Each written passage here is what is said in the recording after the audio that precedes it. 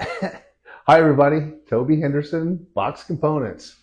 We're on time today, so you guys can't give me a hard time, Robert. We're going to have Drew Polk with us today. He's going to join us here in a little bit. Not much to add from last week. Nothing new kind of going on our side. We're selling some good stuff. We had some stuff come in. I don't remember last week. I don't think we're out of much anymore. We still need some forks and handlebars in stock. Other than that, got a lot of stuff and we're doing well and a lot of new stuff coming. So Box is just kind of business as usual. So we'll get Drew here in a second, right, Chloe? So we need to like call him in. Is he ready for us, or should we bring him in now? You see him? Is he online yet? Not yet. Hey, Drew. I know you know about this. We also need that picture from Drew too. I was going to surprise him, but you kind of let the cat out of the bag. All right. So Drew's been LSG rider for a long, long time now. This year it's Send It LSG. And we'll start talking to him. Yep. Should be connecting. First world problems. How's it going? Good. Hey, Drew, how you doing, buddy? I'm doing fantastic. How are you? Cool. All right, so I got a little list of questions here. I can't hardly read anymore, but it's the eyes. I can still read, but it's the eyes. So anyway, why don't you introduce yourself, talk briefly about your background in BMX, when you got started, and that kind of stuff. I know you've been with Donovan for a long time, but tell us about Drew Polk a little bit. Yeah, so I grew up in California at Manzanita Park. Some of you may know that track. I started in 2011, so it's been almost 13 years now, so going strong. I wasn't super competitive on the national scene the first few years, but then kind of started picking it up in 2017, 2018. Finally got my first national win in 2018. Got picked up by Donovan and the LSG crew, and I've been with him ever since. Got a few NAG number ones, won the national title, made the Junior Worlds main, got a podium there, and then have my first pro year this year. So it's gone quick, but I've been enjoying it. Yeah, you did go pro this year, so that was a big step up for you.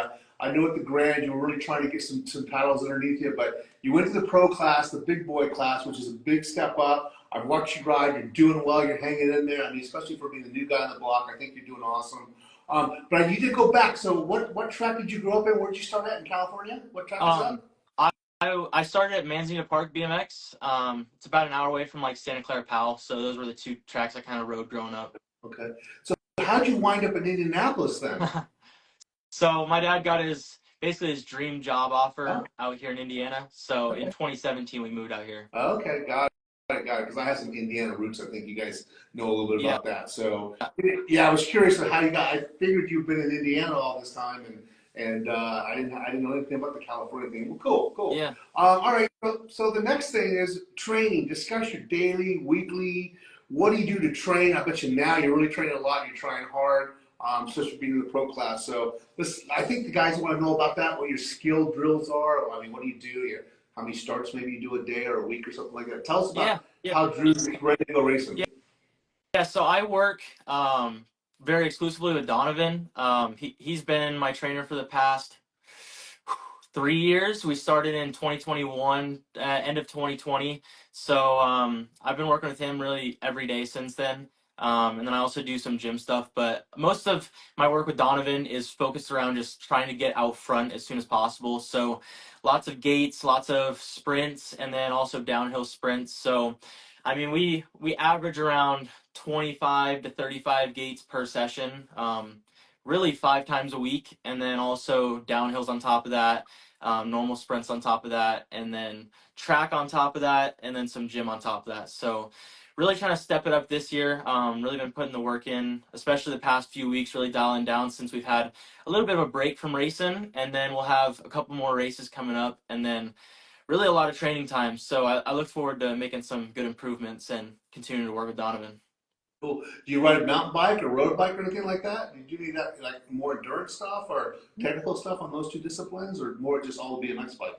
It's more just all BMX. I did a little bit of mountain bike stuff in 2021, but I kind of struggled going back and forth between different bikes and like becoming comfortable. I'm not super good at like adapting that quick to different bikes, especially with the bigger wheels, bigger bike, everything. So I kind of just try to keep it as BMX focused as I can. And really, I feel like I don't even have enough time to go out and do a bunch of that other stuff. But yeah, I try to keep it specialized. Yeah, because I know that I have a hard time going to a smaller bike after riding a big bike, so I know what you're talking about. Yeah. Yeah. Hey, so we want to know about your equipment because that's what we're here for. You're sponsored by Box. I know your frame sponsors Lax to give you a frame yet, but that's like on the way. I know it's coming. I know we're excited about that. But besides your frame sponsor, let's talk about all the other stuff on your bike and you know what you like, what you don't like, maybe something like that. But tell everybody about Drew's bike. Yes. So, I mean, once I get my new Send It frame, pretty much everything else will be box besides, I think, pedals. But yeah, I run the X5 forks. I've ran those pretty much since day one. Box stem, box bars. I've tried the new Thai box bars, which are super cool. I just left those on my bike from last year, trying to leave that bike in the past. So I just have some standard chromoly ones on here. I'm actually running the box stealth hub. So that's been super cool to try out. And then box seat, box clamp, box cranks, bottom bracket, headset, lever, cable, disc caliper. I mean, it's everything. So it's been awesome. I only ride what I like, so it's been awesome. Yeah. Cool. Yeah. So yeah, we don't make pedals, so that makes a lot of sense. We have more Thai bars, so I don't maybe you haven't communicated. We kind of sell them pretty quickly. We have more. We should probably try to get you some before Tulsa here in a couple of weeks. So we have some. You can talk to Thomas about that. But yeah, cool. All the box stuff. You like the stuff. That's good. Again, yeah, we don't make pedals, but and make sure we get you some bars coming here pretty soon. So, well, cool. Like I said, we do everybody. We do make everything. It's everything but energy. Yeah. I think at this point, right? So cool, very cool. I did see a picture that we've been floating around here, and I can see on your bike got the rims and everything like that. So awesome, the new cargo hoops and stuff. So that's good. Yeah, that'll be exciting too. Yeah. So okay, we got a couple big races coming, right? You got any kind of tips, you know, for upcoming racers? So we'll wait. So got some races coming. You got the Tulsa UCI World Cup. Then right behind that, 2 weeks later, you've got the Worlds, right? So tell us what you're going to do and what other kids might want to do as you get ready for some pretty important races. Yeah, I think getting closer to the races, something that I've always tried to do is just be super comfortable on the bike. So lots of time on the bike and, you know, do all your strength training like beforehand. And then obviously don't just like quit all that, but keep that going, but really try to be in tune with your bike so that when you show up on race day, you can be super just comfortable and like, I love feeling just like one with my bike. Like I know every single thing that's gonna happen. And then you can kind of get into that autopilot mode going into race days. And those are often the best days when it's just happening automatically and it's just going super smooth. So just being super comfortable on the bike, doing lots of sprints, all of that stuff. So yeah. Cool. Cool. Well, okay. I don't know. I don't know how you qualify for the Worlds in the pro class. Can you race the Worlds? Are you racing the Worlds? So they just released the selection and I didn't get selected. Okay. We had 3 guys that automatically got selected, and then one more, which was Corbin. So it was a very stacked field. We only had 4 riders out of the whole country, so tough to get in there. But yeah, hopefully we'll get in there next year in the years following. Similar to the Olympics, I guess. We're only taking so many in there, so that makes a lot of sense. Yeah.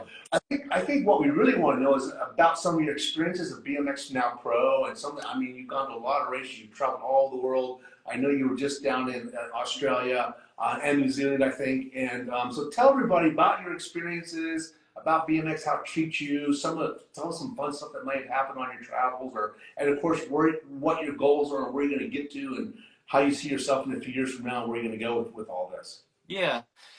Yeah, so like jumping in the pro class, it's been like a lot different. The intensity is way higher and the margin of error is just it's almost non-existent. Like you can't really make mistakes or else you're just gonna go backwards. So it's been a lot to learn and a lot to get used to, but I think it's been helping me a lot and I think I've learned a lot. The World Cup racing is even crazier. You know, you kind of always watch those like on the live streams and you don't really realize the level that it's at until you're actually in it. And it's easy to make assumptions before you actually experience it. But it's been really eye-opening. And definitely gives me some more motivation to push even harder and just realize that there's so much more that I can improve. So that's always something cool. And then, yeah, going overseas, it was my first time in Australia, New Zealand, and kind of had to do it alone. So it was me and a few other American guys kind of just going on our own. And it's pretty interesting, having to Uber from one place to another because not old enough to rent a car and things like that. So I don't know, it's pretty funny, but yeah, I mean, it's been a good year so far. So hopefully we can keep ticking off some goals and hopefully get into the Olympics in the next cycle. Yeah, but yeah, good luck with that one. We want you there as well. So, hey, so is that your first time overseas, or have you been overseas for other worlds or things when you're an amateur, or was that your first time? So I went to the 2019 Worlds in Zolder, and then the 2021 Worlds in Papendal, and then obviously I did some of the World Cups. But that was my first time to Australia, New Zealand, like that Oceania Right, territory. right. Everything else has been Europe, South America, and then North America, obviously where I live. So first time seeing that kind of part of the world, which is really, really cool. And then hopefully we can go visit maybe like some Asian countries if they have any races there at some point. Right. And you've been in the States, you've probably been to almost every state racing, right? At this point in your life, right? Yeah, pretty much. I mean, everything besides like the northeastern states, so like Maine, like all New York, and then kind of the north central, like Montana, the North South Dakota, those states I haven't been to, but everything else, yeah, wherever there's a lot of racing, I've been to. Um, Jill says we're frozen. Chloe, you see anything going on over there? No. We're all good? Yeah. Okay. Well, the reason why I asked that, and I think I want all the other aspiring BMXers to know that if you become like Drew Polk someday, you get to travel around and you get to go places and really change your life. It did it for me when I was younger, and I got to see a lot of exciting places, exotic places, and traveled a lot. At one point, we went 40 times, flew on a plane 40 times 1 year on the weekend. So I think it's cool that all the kids watching you, Drew, get to understand that this is a cool lifestyle and what you've built, and it's very, very fortunate to have it, I think you should say. So that's why I was asking kind of those questions, to give all the younger guys coming up to understand how cool this can be if you make a life of it like you have. So that's awesome. Yeah, Awesome. for sure. So questions, Chloe, it's like, do we have A some? Does lot. Drew have some? So There's a lot. we want a lot of questions. Let's go. Let's do it. Okay. What's the most difficult part of racing besides losing? I think the most difficult part, I guess, adding on to just losing, it's kind of like coming up short on your goals. So like even if you're not like losing, like putting in all the hard work and you want to make those sacrifices and have it pay off and have those moments of just like crazy excitement. But when it doesn't go your way, it kind of just, I don't know, it kind of feels like you did it for nothing, but in reality, there's always a reason for going through something. So you learn from everything and you just have to keep moving forward, and those times of success will come.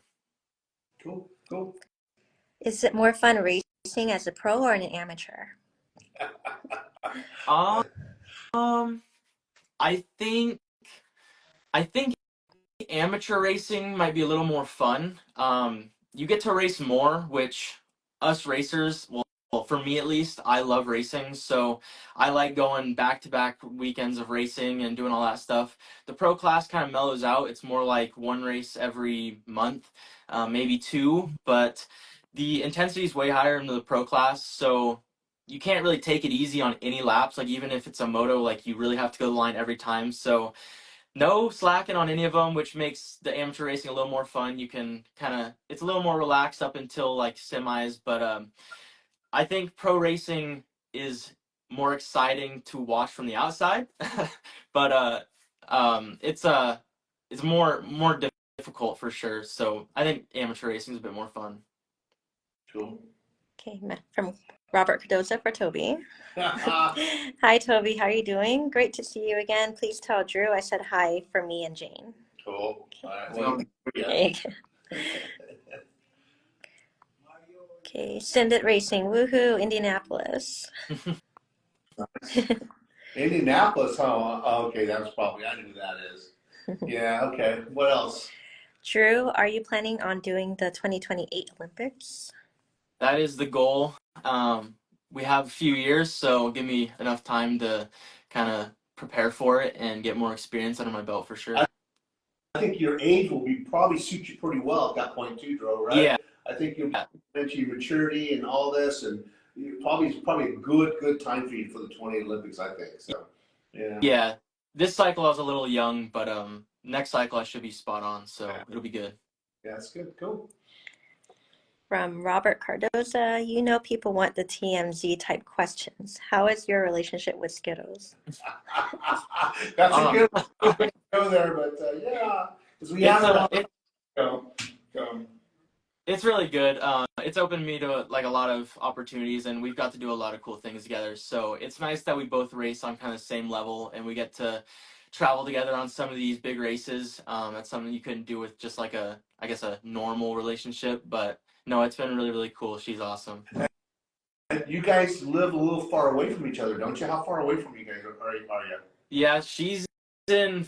I mean, she goes back and forth between Florida and North Carolina. So that's. I mean, it's 9 to 15 hours driving. So one or the other. But we travel enough. We get to go to the races, see each other a lot. So it's pretty cool.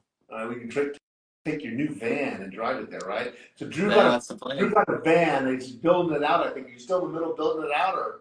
Yeah. We I just spent a lot of money on a new motor. So that'll be getting built up in the next few weeks, couple months. So yeah.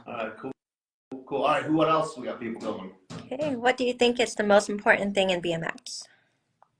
I think consistency is a big one. A lot of people, they get those spurts of motivation and they use it for whatever 1-2 weeks. Then they work hard, but you really just have to be consistent with your training and make improvements over time. If you go in waves, it's not as efficient as just going as a steady improvement rate. So just being consistent with your training, riding, improvements, all that kind of stuff. Any tips on jumping? I always end up going forward when I try to jump. I think the biggest thing with jumping and really any skill is just to do it a lot. Like, it sounds dumb, but if you just do it, like even if you mess up, you're going to learn from those mistakes, and you kind of just have to do it over and over and over. And I would just say, even if you're doing like dirt jumps or pump tracks, those are still good for learning like the fundamentals for jumping. Even though it's not like exactly a BMX track, it'll still teach you those same things. So really just jumping as much as you can, and definitely learning those skills earlier than later. Cool. From Bones Linnekin, Drew, man, nice to see you alive and well. Hey, I appreciate it. It's not a question, Chloe. No, cheesy. Let's see here. Does Drew have questions on his side, maybe? We all see the same questions, I do, think. Okay. Yeah. Let me just double check here. And when you guys ask questions, it's fine. We love your forks. Do you guys sell a tool set? A tool set. If we sell a tool set for mountain biking, but not for BMX. And by the way, now we're talking about, I think that you guys, we really got to embrace the dealers and our distributors. I know we do a lot of things directly, but when you've got a tool or something like that, that's when you really need the bike shop to help you and really walk in there and support them. And they have the tools. They know how to cut the steer tube on that fork. So I think everybody really needs to kind of remember the bike shops and the distributors who use that or pump that product to the bike shops for us. It's really important. That's where it all was built long before e-commerce, long before that stuff. So yeah, guys, remember that. You need your forks put on, you need your forks cut. I think your local bike shop's a good place to go see that, right? Right? Torque spec, all that fun stuff that they know how to do. So just my 2 cents for today. I'll probably say it next week. But anyway, anybody else for Drew? What made you start racing? I started racing with motorcycles when I was 4, and then there wasn't really a lot of racing, it was maybe once a week. So we wanted something that was a little, that I could do more often, didn't cost as much, and was more just reliant on, you and your body, and BMX seemed like the perfect option. We had a few recommendations, through Moto being similar to BMX and kind of having similar consumer bases. So tried it out, and yeah, I was hooked ever since. So I rode bicycles since I was a super young kid anyways, so I had already liked bikes, but actually going to the track was awesome. Yeah. Cool. 4 years old. Yeah, sounds familiar. Cool. What's your favorite track or favorite riders growing up? My favorite track is probably Rock Hill. I really like that track, especially with their new changes on the third straight. The turns are not the best, but I kind of overlooked that because it's a beautiful facility, beautiful track, beautiful area as well. So it's just like the best place. And then growing up, I really watched Nick Imman. Definitely got a lot of inspiration from him. So. Mm. Wow, Nick's gonna age Nick out, man. Just for me, he seems like he's still the newbie, but yeah, I guess he's been I around. know. Yeah, it goes Still quick. going fast though. That's all that counts, right? Yeah. Yeah. Who's your favorite to blast in a corner? uh, man, I mean, uh, I guess I would just go with I'm gonna say Cam Bramer because he takes it well, and we're really close, so probably that Pick on your friends, make it easier, right? one. Yeah.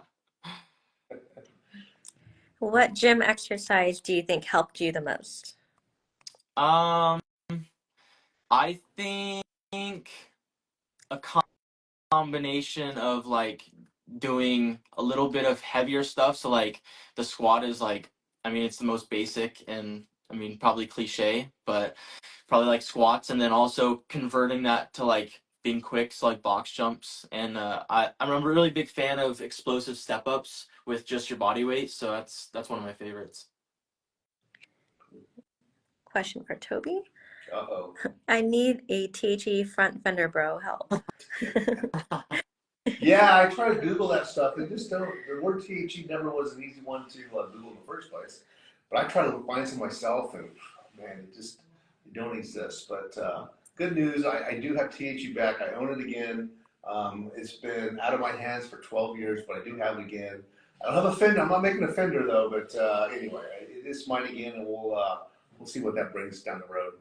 But thanks for the shout out.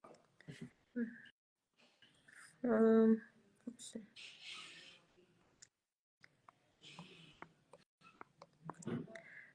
From Aaron, we met Drew outside the World Cup in Glasgow 2 years ago. Nicest guy in BMX. Oh, cool.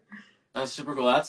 Yeah, I actually remember taking a photo with them, but yeah, that was my first World Cup. That was a crazy experience. From Corey, good luck, Drew. Hope for the best in your career. Enjoy the YouTube channel. Oh yeah, thank you. Okay. How's it going with the van restoration? It's I think we might be in the least enjoyable part of it right now, just doing the engine, but it's been a very specific process and having to take it all apart. But hopefully we can get past this and get to the fun stuff that really feels like you're getting closer to it. Are you going to compete in San Diego BMX Host Shot Challenge this year? Ooh, possibly. I mean, that's not my strong point, so that's not something I think I'd be like amazing at, but it'd be cool to do. I've seen it the past few years, and I've watched the live stream every time. But yeah, hopefully I can race one of them. That's a wild event. Yeah. So we have 5 minutes, Chloe. So anybody else? We should start to wrap up or what? Maybe a couple more questions here. Okay. Do you ride skate parks or trails? Um, I ride trails every once in a while. Skate parks, not as much anymore, but definitely a lot when I was younger. Really doing a lot of dirt jumps and stuff like that. So I think that's like a pretty vital thing for building skill. You kind of see that with people who are really skilled on the bike and comfortable. They're also really good at that kind of stuff. So I think, especially being younger, getting that stuff in and learning all that bike control is really good. Can you talk a little bit more about your day job? Yeah, so I do content creation for Vance Hines Motorsports. So, I mean, that consists of taking product photos, product videos, interviews, getting photos up for the website, social media management, so like doing their Instagram, Facebook, YouTube, all that stuff. Yeah, so it's pretty flexible, which is nice. It works well with my schedule. So I kind of just go in, capture a bunch of content, and then I have that, and I can edit it and post it throughout, the weeks and months. So yeah, it's awesome. And what's your race day favorite food and beverages? Favorite food, 100% is the Cliff Kid Z bars. Those are just fantastic. And then I don't know, I'm a big fan of water. I don't really like soda or anything like that. I do like C4s right before the mains. Well, I guess more around semis gets you going. But anything with caffeine, just like to get that reaction time feeling pristine. So yeah, probably just water, and then every once in a while some caffeine. Okay, there are more questions, but we should probably wrap up. And we got 4 minutes. So, yeah. so Drew, what we're going to do next is we want to hear about your sponsors, right? And we want to hear about what your social media, all your tags, all this stuff. So, tell us about your tags. Give a shout out to your sponsors, and we'll let you go. All right, so yeah, you can follow me on Instagram here, Drew Polk BMX, and really I'm Drew Polk BMX on all the platforms. So Instagram, Facebook, TikTok, and then YouTube, youtube.com/Drew Polk, or I'm Drew Polk BMX on there, and my title or my channel name is Drew Polk. And then, yeah, thanks to my sponsors, obviously, Box Components, they've been huge for me. And then Send It, LSG, Ericsson Spray Foam, Thormex, and then, yeah, all my other sponsors. So 60 ODI HT, and Pro Start Gates, and yeah, I think that's about it. Cool.